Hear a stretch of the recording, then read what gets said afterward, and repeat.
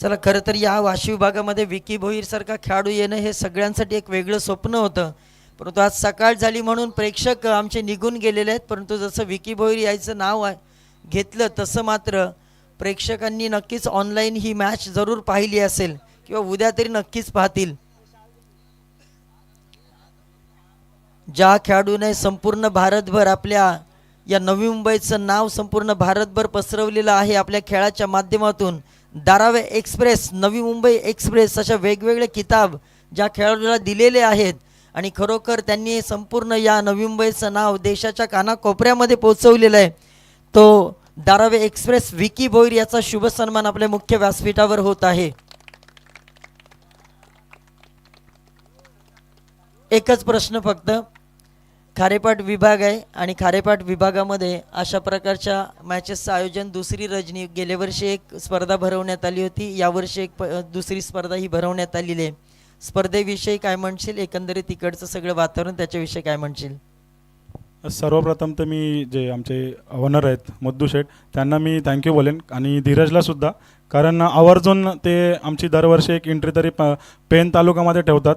कारण पेन आम्ही सर्वात कमी जर क्रिकेट कुठे खेळत असेल तर पेन तालुक्यामध्ये, आणि सर्वकडे खेळायला सर्वांना आवडतं. आणि स्पर्धा जर बघायचं झालं तर तुम्ही बघू शकता जे सर्कल आहे तिथे पूर्ण लाईट लावलेली आहे आणि आयोजन खूप चांगलं आहे आणि प्रेक्षकसुद्धा खूप उत्सुक होते. कारण जेव्हा मी इथे आलो, लेट आलो, परंतु प्रेक्षक खूप जण भेटले आणि बोलले की आम्हाला तुझा गेम बघायचा होता परंतु तू खूप उशीर आला. तर मी त्यांनासुद्धा सॉरी बोलेन आणि नेक्स्ट टाईम मी पहिल्या सामन्यापासून उपस्थित असेल नक्कीच.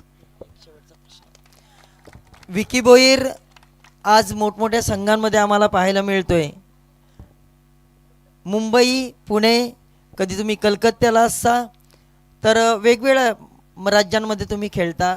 एकंदरीत स्वतःचं फिटनेस आणि एवढं सगळं ट्रॅव्हलिंग या सगळ्यांविषयी, कारण आमचे बरेचसे तरुण मंडळी हे सगळी मॅच पाहणार आहेत आणि या विभागाला त्याची खरं गरज आहे, तर हे सगळं कसं काय मेंटेन करताय?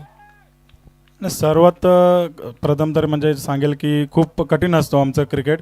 कारण मला वाटतं की मी लगातार 9 किंवा 10 दिवस झाले की ट्रॅव्हल करतो आहे. रात्री सकाळी 6 ते 7 वाजता घरी पोचतो आहे आणि मॅच खेळण्यासाठी दुसऱ्या दिवशी रेडी होतो आहे.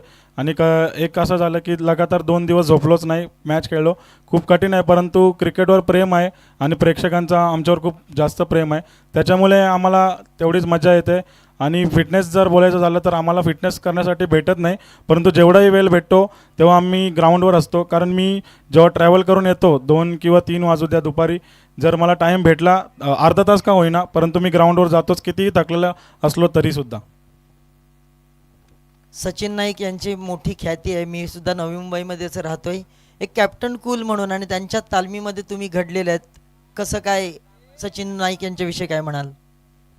नाही, मी नक्कीच नेहमी सांगतो की आमचं क्रिकेट कोणी चांगलं केलं असेल तर सचिन नाईक मुले, आणि त्यांच्यामुळेच आम्हाला या लेवलपर्यंत आम्ही आलो आहे. कारण आज एक टाईम असं होतं की आम्ही नवीन खेळाडू होतो, त्या टाईमला असं होतं की सचिन नाईक हा खूप मोठा प्लेयर होता आणि अजूनही आहे, परंतु त्या टाईमला स्वतः पैसे टाकून तो आम्हाला चान्स द्यायचा.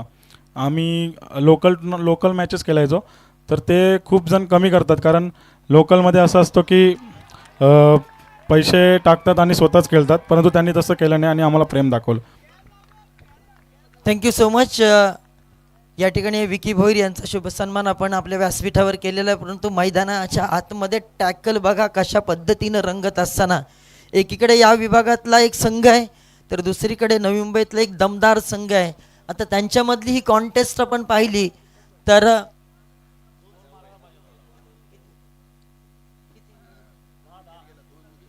दोन विकेट आतापर्यंत गेलेले आहे, म्हणजे भाल संघाने 2 बॉलवर 2 विकेट संपादित केलेले आहे.